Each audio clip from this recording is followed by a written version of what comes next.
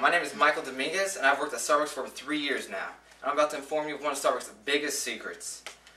For those that don't know what Starbucks is or what it represents, it is one of the biggest corporations in the world. They make everything from blended drinks, teas, and even coffees. And out of all their success, their most reliable drink would be the cafe latte, which is what I'm about to teach you how to make. But before I teach you how to make a latte, one must know what it is. Essentially boiled down to its basics, it's steamed milk, concentrated coffee, and a choice of syrup, which will go a little more further in depth in just a moment. Second, a latte actually equals out to a cup of coffee, which begs the question, why not just have a cup of coffee? Well, it's the options that it allows you. You're allowed to manipulate not only flavors and milk choices, but you're allowed to change the caffeine content, which is why we drink coffee to begin with. We want that quickness, we want that alertness, we want to be able to get up and just go, and that is essentially the only reason why most people drink coffee. I'm about to teach you on how to actually make one that you will like. Second, is I'm about to teach you how to make it. Unfortunately, you do need one tool, and it's known as the espresso machine. Essentially, it's a square box with 2 metal wands. One produces steam at a very high temperature. The second is a thermometer that senses the temperature and actually turns it off, and you just literally press a button to activate it. Second, there's a grinder inside the actual coffee machine. It grinds it, concentrates it, and it pours out of a spout in a liquid form. And this is all done on a nice, even playing field, and it makes it so much better. They're great, and you really cannot make it a cup of coffee any way better than an espresso machine. Alright, I mentioned earlier about these things called concentrated shots. Essentially, what they are is literally concentrated coffee. They're better known as espresso shots, and this is what differs from gourmet coffee than just a regular cup of joe.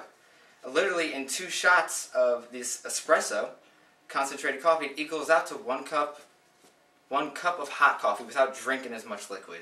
And this is great for those people that don't feel like waking up in the morning and not as hungry. The next step on making the latte is the milk. It actually goes through a process that we know as aerating. What it literally does is pushes hot steam inside the milk, airs it out, bubbles it, and keeps it at a really hot temp. In order to do this process, we simply take milk, pour it in a pitcher, put it in the steam wands, and we do this for about 10 seconds, turn it on, slowly pull out, and let it sit until the machine tells it when to stop. And it automatically turns off just like that. Third thing about the latte, and my favorite part, is its freedom. And this is where I was talking about you can choose anything. I'm lactose intolerant.